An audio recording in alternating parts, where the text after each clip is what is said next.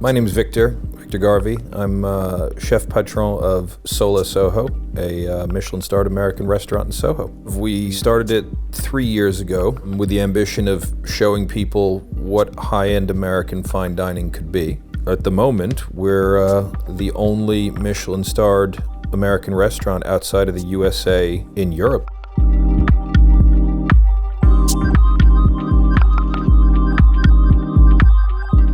I wake up in the morning, usually between 7:30 and 8 o'clock. My routines in the morning all revolve around the fact that I know as soon as I walk into work, it's going to be organized chaos until the minute I leave work. I'm going to be expected to make decisions, some important ones, some trivial ones, but I'm going to be expected to make decisions every minute of the time I'm there.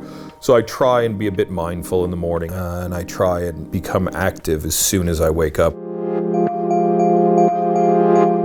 Muay Thai gives me a bit of an outlet for any of the aggression that might be left over from the day before. Anything that I didn't let go before I went to bed. It gives me a bit of cardio, it gives me a bit of discipline, and who doesn't like punching something without any consequences? There's an interesting dichotomy that happens when you do something extremely physically strenuous. Your mind kind of checks out, and Muay Thai fulfills that duty for me, gets me to a place where I've done the most physically demanding thing for the day. The rest is going to be a cakewalk. All I really need to do is up my mental game and make sure I'm focused. Soho is the creative capital of London. It's where artists and creative thinkers from all over the UK and Europe gather to eat, drink, and be merry. It's very food and drink led, but there are tons of art galleries and tattoo studios, and I don't think there's any other place to have a creative avant-garde restaurant in London, or at least not one I would want to entertain.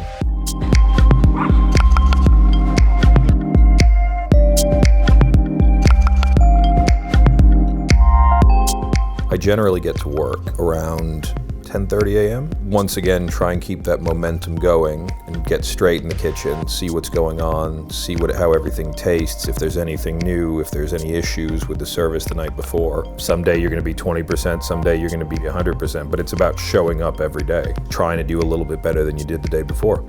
I think I work particularly harder than anybody out there who doesn't have a Michelin star. SOLA was born from the idea that American food, at least at a high level, is underrepresented basically anywhere outside of the US. American food is perhaps frowned upon as burgers and hot dogs and pizza, and we wanted to expose people to something that isn't any of those things. I came up in a time when the old regime was still there. You would get hit in kitchens, and you'd get burned in kitchens, and you'd get yelled at, and they wouldn't be very nice things that they're saying to you. And I've never done that to my staff because I don't think it accomplishes anything necessarily. I remember clocking 3 weeks in a row at over 100 hours a week. Now I know people like to throw that number around, but do you know what 100 hours a week feels like? It's sleeping 4 hours a night and doing nothing but working. I've done that. I don't ever want to do it again. There are other ways to become proficient at what you do without damaging your brain and your body. I want people to be confident when they come into work in their abilities, because if they're not confident, how are they ever going to radiate confidence to the customers? Chef patron, in the truest sense of the word, is a chef who runs the restaurant. A chef who is responsible for what wines are on the wine list and what tablecloths we use and what chairs we use and what music is on. But really, the idea of a chef patron comes from when a restaurant was more of a casual home affair hundreds of years ago, and you would walk in and be welcomed like you were welcomed into somebody's home.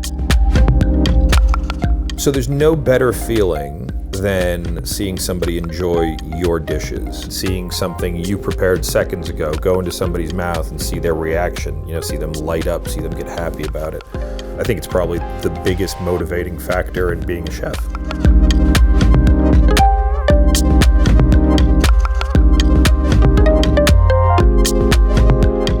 I need to unwind after a day at work, it is usually at a bar, by myself, with a drink, just to gather my thoughts. Sit down and sketch some ideas for dishes, 90% of which won't necessarily become dishes in the restaurant, but it helps get the creative juices flowing.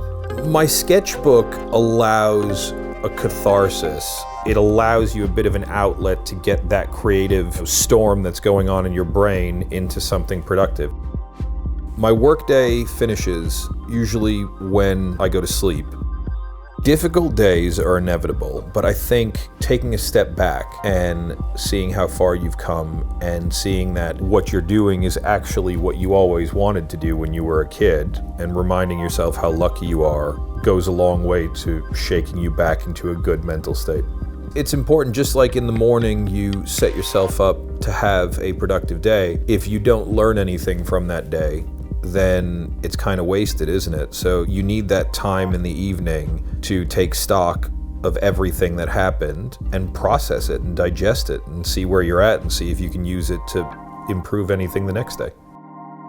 I'm extremely proud of where we've gotten with SOLA and where I've gotten in life. I think there's always, room to be a bit better, but if everything were to end tomorrow, I certainly wouldn't be disappointed with where I am.